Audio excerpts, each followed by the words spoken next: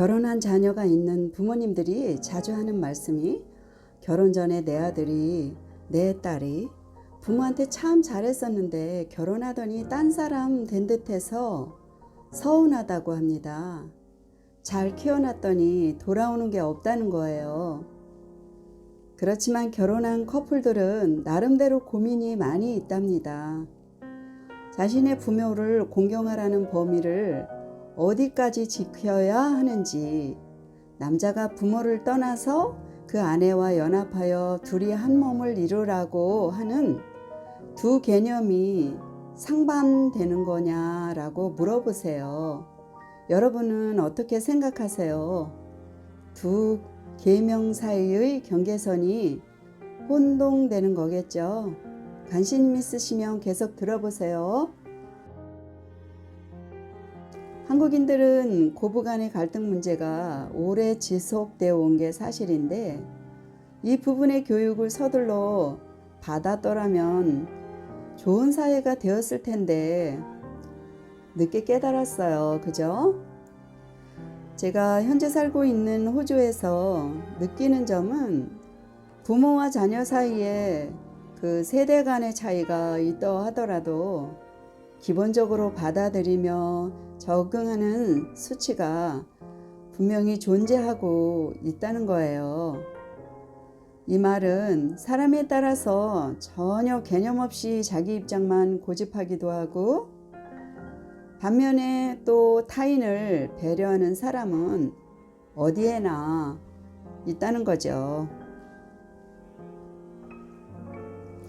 물론 그것은 문화 차이도 있고 교육 차이와 종교적인 차이가 있지만, 건전하게 극복하고 발전한 나라에 가정이나 그리고 개인 차이도 분명히 있습니다.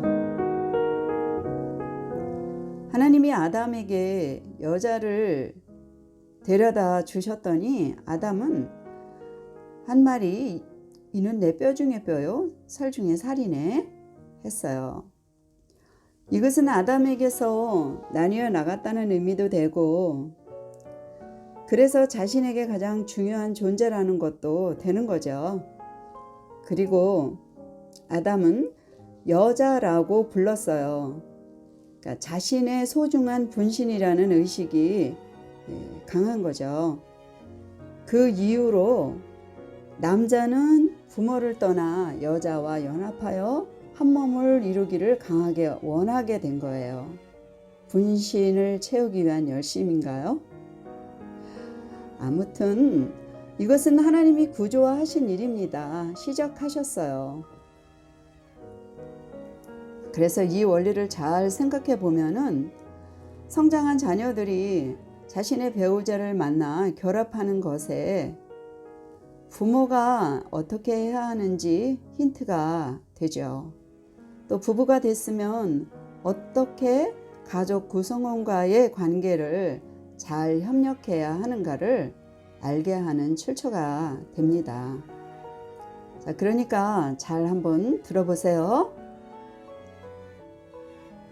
사람의 문제는 대부분 관계에서 발생하고 있어요. 관계에는 책임과 의무가 잘 조화돼야 지속됩니다. 그런데 그것을 가볍게 여긴다든지 아예 모르고 있다면 문제예요.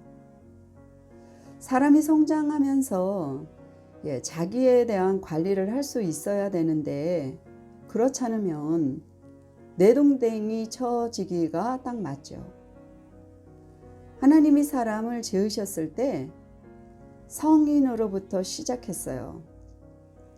그래서 아담은 이런 센스와 분별력이 충분했던 거예요.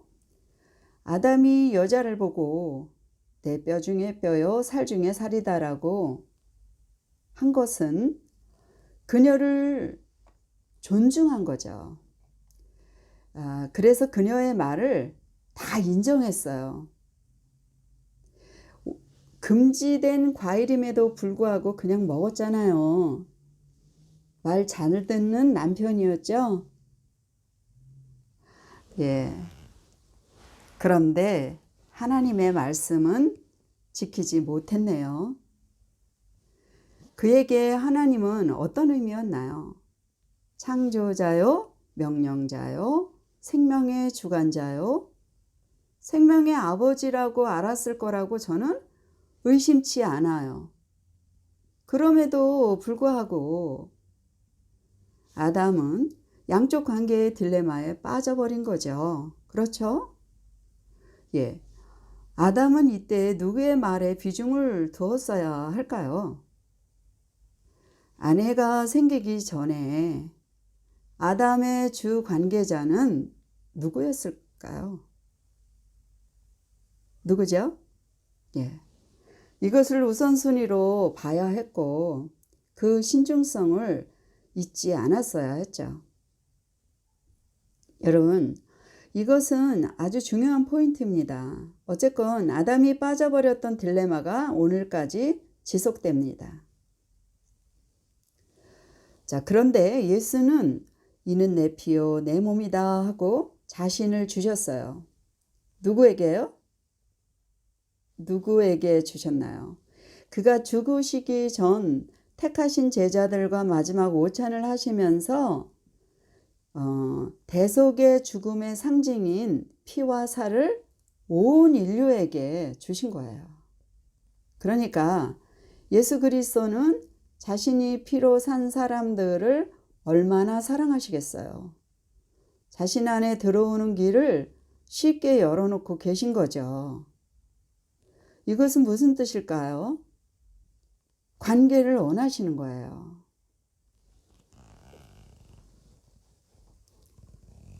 자, 이것을 첫 아담이 여자를 보면서 한 말과 마지막 아담이신 예수 그리스도가 하신 말씀에서 큰 연결점이 있어요. 하나님이 인간의 연약한 것과 죄를 뒤집어 쓰시고 자신을 주시는 것을 아담 전부터 이미 예비하고 계셨어요. 그래서 인간은 절대 절망이 없어요. 그래서 하나님과 인간의 관계는 영원합니다. 예수님 안에서 화해와 수용과 용서, 즉 사랑의 관계를 원하시는 거예요. 정리하겠습니다. 여러분, 자녀들은 육신을 낳아서 양육해 주신 부모, 그들의 수고와 그들의 뜻을 존중해야 하고 인정해야 합니다. 자, 부모는요. 부모는 자녀의 독립을 존중해야 합니다. 자녀 커플이 전인적인 하나가 되도록, 그리고 안정된 결합을 하면서 성장하도록 도와야 합니다.